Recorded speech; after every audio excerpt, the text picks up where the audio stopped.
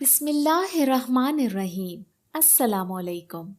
وہ دن میری زندگی کا سب سے یادگار اور سب سے بھیانک دن بھی تھا۔ میں اپنے کزن علی کے ساتھ اسکول سے واپس آ رہی تھی۔ جب ہم دونوں اپنے گھر کے قریب پہنچے ہی تھے تو یہ دیکھ کر مجھے بہت بڑا جھٹکا لگا تھا۔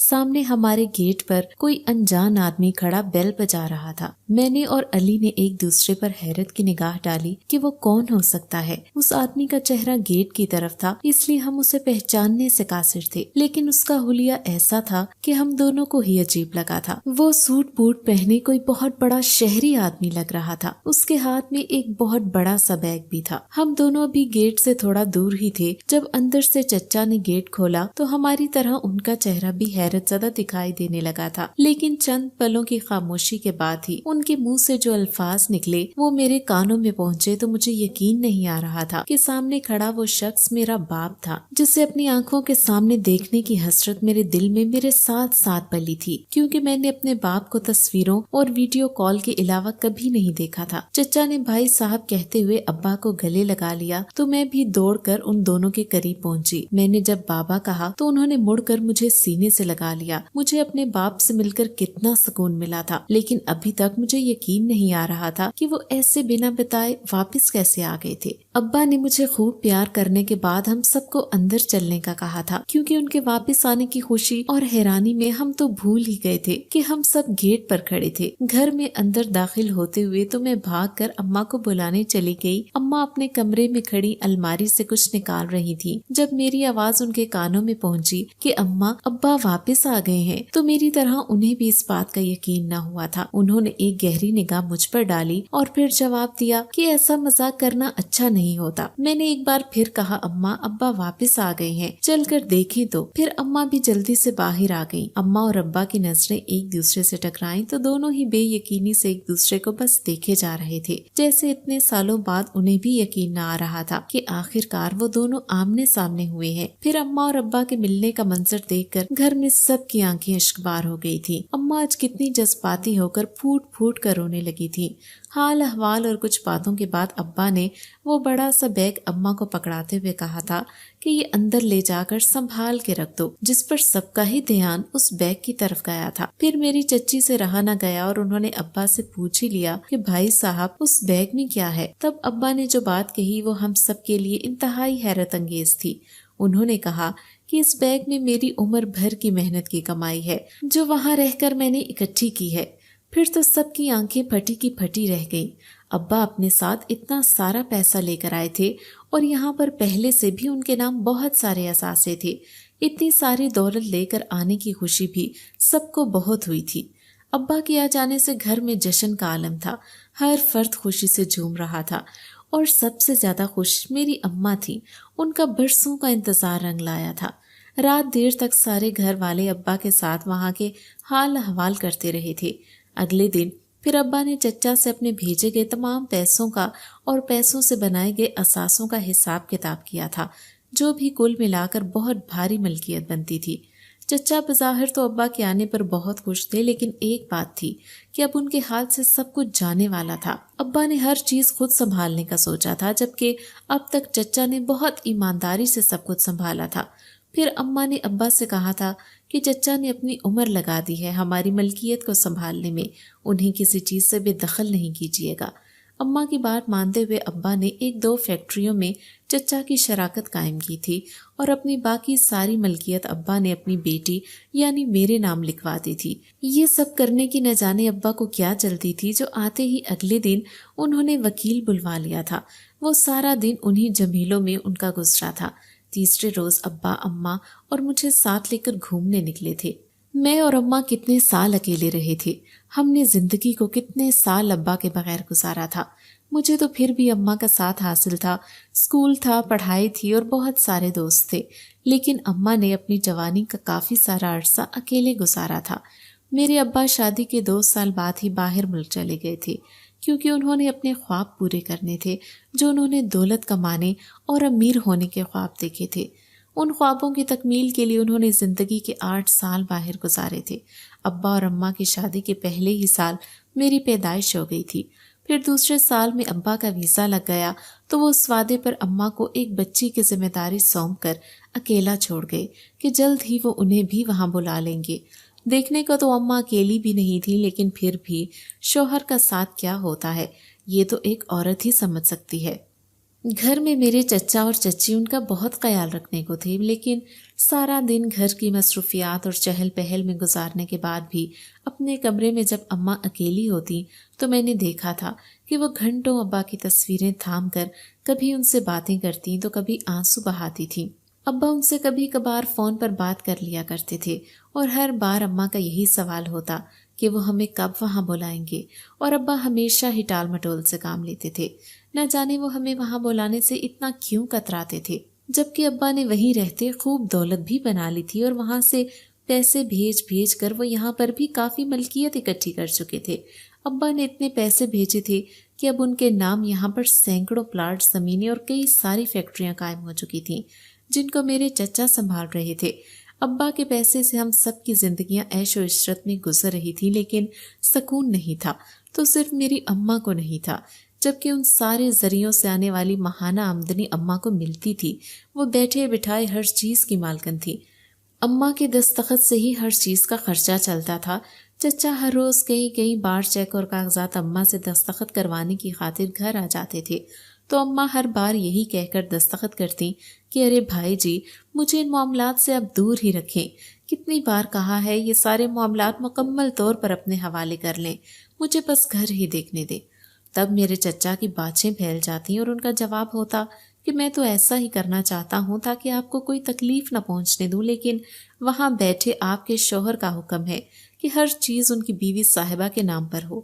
ابا کے ساتھ چند روز ہم نے بہت سکون سے گزارے، لیکن پھر نہ جانے کیسے پولیس کو ابا کی ملکیت اور باہر ملک سے لائے گئی دولت کی جانچ پڑتال کی ضرورت پڑ گئی۔ آئے روز پولیس والے ابا کا پوچھنے آنے لگے اور ابا پھر بھی یہ کہہ کر خود کو کہیں چھپ جاتے کہ ان کو ابا کے آنے کی خبر نہ دی جائے۔ یوں ایک ماہ ادھر ادھر چھپ چھپا کر گزر گیا، لیکن زندگی کا سارا سکون اور اطمینان اس خوف میں کھو چکا تھا کہ نہ جانے اگلا دن کیسا ہوگا۔ یہ بات پھر ابا نے خود ہی بتائی کہ انہوں نے باہر ملک بھی شادی کر رکھی تھی، لیکن اب ان کی دوسری بیوی کہ ان سے ہر وقت لڑائی جھگڑے نے انہیں تنگ کر دیا تھا، جس وجہ سے ابا وہ ملک چھوڑ آئے تھے اور اب یہاں پولیس سے چھپ کر زندگی گزار رہے تھے، ورنہ پولیس انہیں واپس بھیج دیتی یا ابا کی تمام دولت اس عورت کی ہو جاتی جس نے پہلے ہی ابا کو 8 سال تک ایک نوکر کی طرح استعمال کیا تھا۔ اس نے ابا کے خلاف چوری کا کیس ڈال دیا تھا جو کہ بالکل جھوٹا تھا۔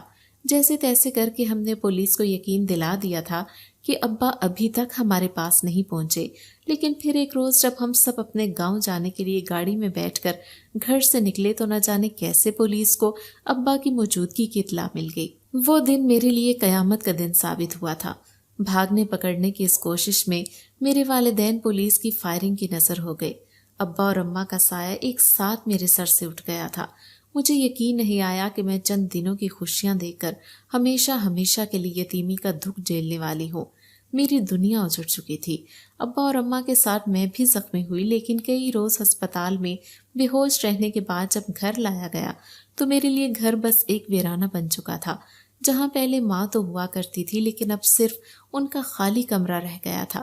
اماں ابا کو گزرے 2 ماہ ہونے والے تھے۔ میں نے دوست، اسکول، ہنسنا بولنا سب کچھ چھوڑ دیا تھا۔ گھر والے کھانا کمرے میں بھیج دیتے تھے، مجھے بھوک لگتی تو کھا لیتی، ورنہ اگلے دن ملازمہ وہ کھانا برتنوں سمیت اٹھا کر لے جاتی۔ ایسا لگ رہا تھا جیسے اماں ابا کے جانے کے بعد میری دنیا سے انسان ہی گم ہو گئے تھے۔ ہر کوئی اپنی زندگی میں مگن تھا۔ ایک روز اپنے بیڈ پر بیٹھی میں گھٹنوں میں منہ چھپائے آنسو بہا رہی تھی کہ پیچھے سے کسی نے آ کر مجھے اپنی باہوں میں بھینچ لیا، اور اماں کے گزرنے کے بعد یہ پہلی بار ہوا تھا جب مجھے اپنے اتنا قریب کسی انسانی لمس کا احساس ہوا ہو۔ میں نے سر اٹھا کر دیکھا تو وہ میری چچی تھیں، جنہوں نے مجھے بہت زور سے اماں کی طرح ہی اپنی باہوں میں بھر لیا تھا۔ میں چچی کے گلے میں باہیں ڈال کر پھوٹ پھوٹ کر رونے لگی، کیونکہ آج سے پہلے مجھے یہ موقع تک نہ ملا تھا کہ میں کسی انسان کے گلے لگ کر رو سکوں۔ ابا اماں کے جاتے ہی اتنے جھمیلے بڑھ گئے تھے کہ چچا اور چچی پولیس سے جان چھڑانے اور ابا کی ملکیت کی باغ دوڑ سنبھالنے میں مصروف ہو گئے تھے۔ آج چچی نے مجھے بہت تسلی دی تھی اور یقین دلایا تھا کہ میری زندگی میں اب ماں باپ کی کمی وہ نہیں رہنے دیں گی۔ آج سے چچی ہی میری ماں اور چچا میرے والد ہیں۔ مجھے خود کو اکیلا سمجھنے کی کوئی ضرورت نہیں ہے۔ چچی نے بہت سارا پیار جتاتے ہوئے میرا ہاتھ پکڑ کر مجھے کمرے سے باہر لائی تھی، جہاں میرے شفیق چچا مجھے دیکھتے ہی اٹھ کھڑے ہوئے تھے اور مجھے پیار کرنے لگے۔ انہوں نے بھی مجھے یقین دلایا کہ آج سے ابا کی جگہ وہ لے لیں گے اور میری زندگی میں کبھی تنہائی کا نام و نشان نہیں رہے گا۔ چچی اور چچا نے مجھ سے معذرت کی کہ اتنے دن انہوں نے مجھ پر خاص توجہ نہیں دی، کیونکہ وہ دونوں بہت ہی زیادہ مصروف تھے۔ گھر کے حالات گزرے دنوں کچھ ایسے رہے تھے کہ ان دونوں کو فرصت ہی نہ ملی تھی۔ پھر چچی نے علی کو آواز دی تو وہ بھی بھاگتا ہوا ہمارے پاس آ کھڑا ہوا تھا۔ چچی نے میرا ہاتھ پکڑ کر علی کے ہاتھ میں رکھا اور بولی، علی، آج سے یہ تمہاری ذمہ داری ہے۔ تم ایک پل کے لیے بھی صوفیہ کو اکیلا نہیں چھوڑو گے اور اسے رونے نہیں دو گے۔ اگر صوفیہ کی آنکھ میں ایک بھی آنسو آیا تو سب سے پہلے میں تمہارے کان کھینچوں گی۔ اس بات پر ہم سب کی ہنسی چھوٹ گئی تھی۔ اس دن کے بعد سچ میں ہی علی نے میرا بہت خیال رکھا تھا۔ وہ ہر وقت میرے آس پاس رہتا، کبھی مجھے ہنسانے کی کوشش کرتا، کبھی میرے لیے کھانے کی چیزیں لاتا اور کبھی میرے ساتھ ڈھیر ساری باتیں کرتا۔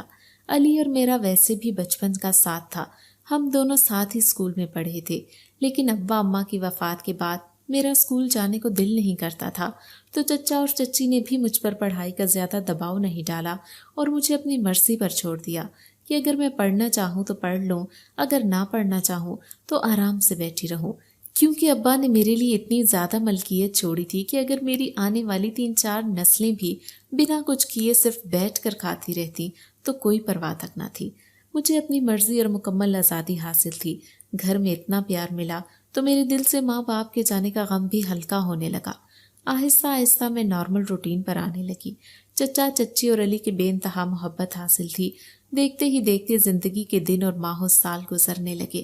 ہم لوگ اتنے بڑے ہو گئے کہ علی نے اپنی گریجویشن کمپلیٹ کر لی، لیکن میں زیادہ پڑھ لکھ نہ سکی تھی، اس لیے چچی کے ساتھ گھرداری میں ہی دلچسپی لینے لگی تھی۔ علی نے پڑھائی مکمل کی تو وہ چچا کے ساتھ آفس جانے لگا تھا۔ ہم دونوں ہی جوان ہو چکے تھے۔ علی کا میرے ساتھ ابھی تک بہت زیادہ دوستانہ تھا۔ ہم دونوں اکٹھے کھاتے پیتے بیٹھتے، دیر تک ٹی وی دیکھتے، گھر میں کسی کو کوئی اعتراض نہ ہوتا تھا۔ آخر تھا ہی کون جو اعتراض کرتا۔ چچی اور چچا کو ہم دونوں پر بہت ہی زیادہ اعتبار تھا۔ انہی دنوں مجھے علی کی آنکھوں میں ایک الگ ہی احساس دکھائی دینے لگا تھا۔ شاید وہ مجھے پسند کرنے لگا تھا۔ پسند تو میں بھی اسے کرتی تھی اور وہ بھی بچپن سے، لیکن اس بار جو پیار مجھے اس کی آنکھوں میں دکھائی دیا تھا وہ کچھ الگ ہی مطلب رکھتا تھا۔ اور پھر ایک روز آخر کار اس نے اپنی محبت کا اظہار کھل کر دیا تھا۔ ویسے بھی ہم اکٹھے ہی ہوتے تھے تو علی نے میرا ہاتھ تھام کر مجھے شادی کے لیے پروپوز کیا تھا۔ مجھے بھلا اور کیا چاہیے تھا؟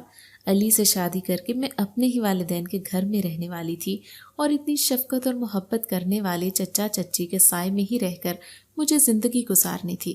میں ان سے دور نہیں جا سکتی تھی۔ اماں کو گزرے اتنے سال گزر چکے تھے، لیکن چچی نے کبھی مجھے ماں کی کمی محسوس نہ ہونے دی تھی، بلکہ وہ تو اب اماں سے بھی بڑھ کر میرا خیال رکھتی تھی۔ میں نے سوچا بھی نہیں تھا کہ زندگی میں مجھے اتنی محبت ملے گی۔ چچا چچی اور علی نے میری زندگی کو خوشیوں سے بھر دیا تھا۔ میں نے علی کی محبت کو دل سے قبول کر لیا تو جلد ہی اس نے اپنے والدین سے شادی کی بات کی۔ ہم دونوں کی محبت کا سن کر تو ان لوگوں کو بے انتہا خوشی ہوئی تھی، لیکن پھر بھی ایک روز چچا اور چچی نے میرے پاس آ کر مجھ سے میری رضامندی جاننا چاہی۔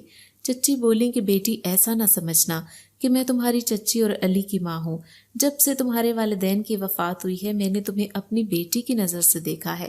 بھلے علی میرا بیٹا ہے، اگر وہ تمہیں قبول نہیں ہوا تو میرا پورا ساتھ صرف تمہاری مرضی کے مطابق ہوگا۔ یہ سوچنا بھی مت کہ ہم لوگوں کا تم پر کوئی احسان ہے تو تم ہمیں اپنی مرضی سے آگاہ نہیں کر سکتی۔ تم بے فکر ہو کر اپنی رضامندی مجھے بتاؤ تو میں تمہارا رشتہ وہیں طے کروں گی جہاں اور جیسے تم چاہو گی۔ لیکن مجھے تو ایسے لگتا تھا دنیا میں چچا چچی اور علی کے علاوہ کوئی قریبی رشتہ دار دیکھا تک نہ تھا۔ مجھے جو بھی محبت حاصل تھی صرف انہی سے ملی تھی، اور علی سے بڑھ کر میرے لیے ہم سفر اور کون ہو سکتا تھا جس نے بچپن سے ہی میرا ساتھ دیا تھا اور میرا اتنا خیال رکھا تھا۔ میرے دکھوں کے وقت میں علی نے مجھے اپنے پیروں پر کھڑا ہونا سکھایا تھا اور اس کے لیے بھی میرے دل میں اتنی ہی محبت تھی، اس لیے میں نے جلد ہی چچی کو بتا دیا کہ میں بھی علی کو پسند کرتی ہوں، آپ بے فکر ہو کر ہم دونوں کا رشتہ طے کر سکتے ہیں۔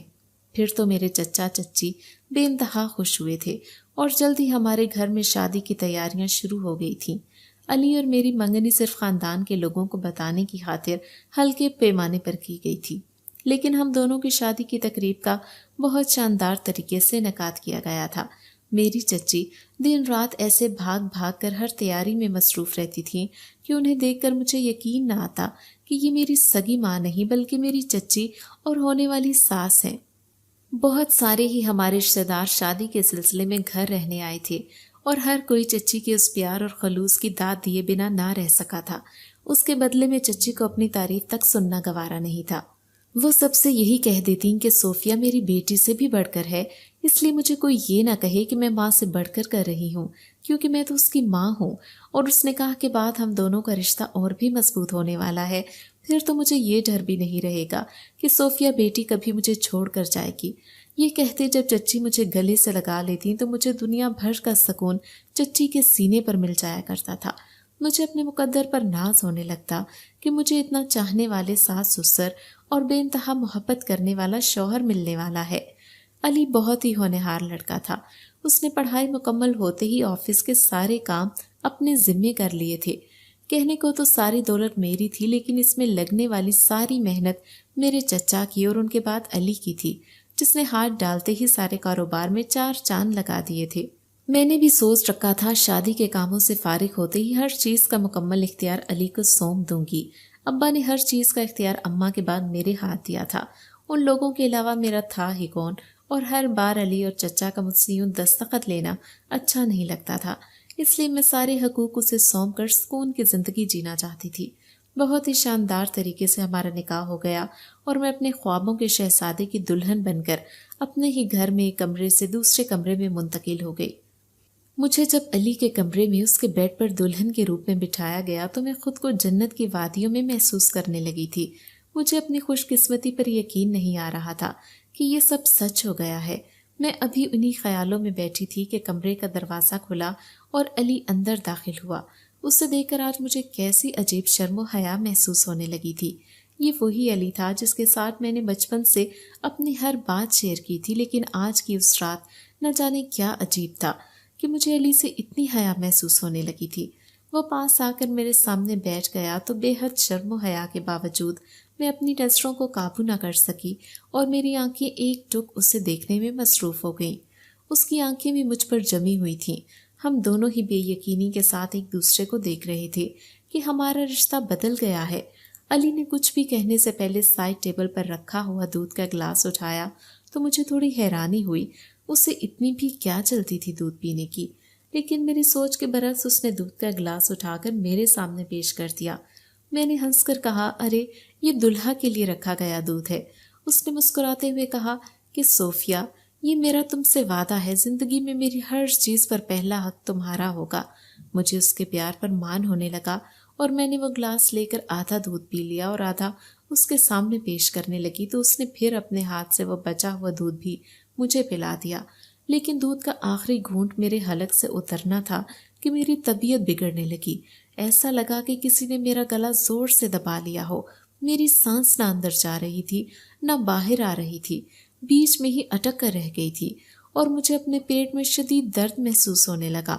میں تکلیف کے باعث تڑپنے لگی، لیکن علی کے چہرے پر نظر گئی تو اس کی آنکھوں میں مجھے شیطانی چمک دکھائی دینے لگی۔ وہ مجھے تڑپتا دیکھ کر زور زور سے کہکہے لگانے لگا اور بولا کہ صوفیہ، میری سالوں پرانی مراد آج پوری ہونے والی ہے۔ تم کیا سمجھتی ہو میں تم سے محبت کرتا تھا؟ ہرگز نہیں، میں تو دل و جان سے ایک اور لڑکی کو چاہتا ہوں۔ صرف اور صرف اپنی ماں کے کہنے پر تمہیں دولت کی لالچ میں آ کر اپنی دلہن بنایا ہے، اور آج ہماری شادی ہو جانے کے بعد جب تم مر جاؤ گی تو تمہاری تمام تر دولت کا مالک میں بن جاؤں گا اور اپنی محبت کو بھی حاصل کر لوں گا۔ لیکن اب مجھے علی کے ان الفاظ سے کوئی فرق نہیں پڑ رہا تھا، کیونکہ میں اپنی ہی تکلیف سے تڑپ رہی تھی اور نہ جانے کب تڑپتے تڑپتے میری آنکھیں بند ہو گئیں۔ اس کے بعد میرے ساتھ کیا ہوا مجھے کچھ پتہ نہ لگا۔ لمبی بے ہوشی کے بعد مجھے ایک بار پھر اپنے پیٹ میں اٹھتی درد کی ٹیس محسوس ہونے لگی اور تھوڑا ہوش میں آنے لگا۔ بہت ہی زیادہ کمزوری کے باعث مجھ میں اتنی جان تک نہ تھی کہ آنکھیں کھول کر دیکھ سکوں کہ میرے آس پاس کیا ہو رہا ہے، لیکن میں اتنا سن کر محسوس کر سکتی تھی کہ میرے ارد گرد بہت سارے لوگ جمع ہیں، اور پھر مجھے احساس ہو گیا کہ مجھے مردہ تسلیم کر لیا گیا تھا۔ شاید یہاں پر میرا جنازہ پڑھا جا رہا تھا۔ تھوڑی ہی دیر بعد میرے کانوں میں علی کی آوازیں پڑنے لگی۔ وہ بہت زیادہ رو کر بین ڈال رہا تھا کہ میری دلہن کو مجھ سے دور مت لے کر جاؤ۔ پھر سنتے ہی سنتے اس کی آوازیں مجھے دور ہوتی محسوس ہونے لگی۔ شاید مجھے اٹھایا جا رہا تھا۔ میرے آس پاس کلمہ طیبہ بلند آواز میں پڑھا جانے لگا تو مجھے یقین ہو گیا کہ یہ لوگ مجھے مردہ جان کر دفنانے جا رہے تھے۔ اب میرے دل میں عجیب ہلچل ہونے لگی، لیکن آنکھیں کھولنے اور کچھ بولنے تک کی جان مجھ میں نہیں بچی تھی۔ پھر دل ہی دل میں اپنی ساری ہمت اکٹھی کر کے میں نے ایک زوردار چیخ ماری کہ میں زندہ ہوں، اور چیخ کے ساتھ ہی میری آنکھیں بھی کھل گئیں۔ تو سچ میں ہی مجھے دفنانے قبرستان لایا گیا تھا۔ وہاں پر لوگوں کا بڑا ہجوم موجود تھا، جہاں سے پھر فوراً مجھے اسپتال پہنچایا گیا۔ ڈاکٹروں نے میرے زندہ ہونے کی تصدیق کر دی اور جلدی سے علاج شروع ہو گیا۔ میرے پیٹ میں زہر کے اثرات ہونے کی وجہ سے میرا کیس پولیس کے ہاتھ چلا گیا، اس لیے ہسپتال میں میرے بالکل ٹھیک ہونے تک کسی رشتہ دار کو میرے پاس نہ آنے دیا گیا۔ میں جب ہوش میں آئی تو پولیس کو اپنے بیان میں علی کی ساری حقیقت بتا دی، کیونکہ مجھے زہر دینے کے بعد مجھے تکلیف میں تڑپتا دیکھ کر وہ اپنی اور اپنے والدین کی ساری حقیقت میرے سامنے اگل چکا تھا، اور پھر مجھے سمجھ آ چکی تھی کہ اسی لیے ابا نے ان لوگوں کو کسی چیز کا اختیار نہیں سونپا تھا۔ میں شاید ان لوگوں کی غلطی معاف بھی کر دیتی، لیکن جو تکلیف میں نے خود کو قبر میں اترتے وقت محسوس کی تھی اس کو میں کبھی نہیں بھول سکتی تھی۔ اس لیے میں نے ان تینوں کو سلاخوں کے پیچھے بھیج دیا تھا اور اپنی زندگی اپنے طریقے سے گزارنے لگی تھی۔ اس واقعے کے بعد میں نے خود کو بہت مضبوط کر لیا اور سب کچھ بھول کر آگے بڑھنے لگی تھی۔ اگر آپ کو ہماری آج کی کہانی پسند آئی ہے تو ویڈیو کو لائک کیجیے، اور اگر آپ ایسی ہی دلچسپ کہانیاں سننا پسند کرتے ہیں تو ہمارے چینل کو سبسکرائب کیجیے۔ ملتے ہیں کل ایک نئی دل کو چھو جانے والی کہانی کے ساتھ۔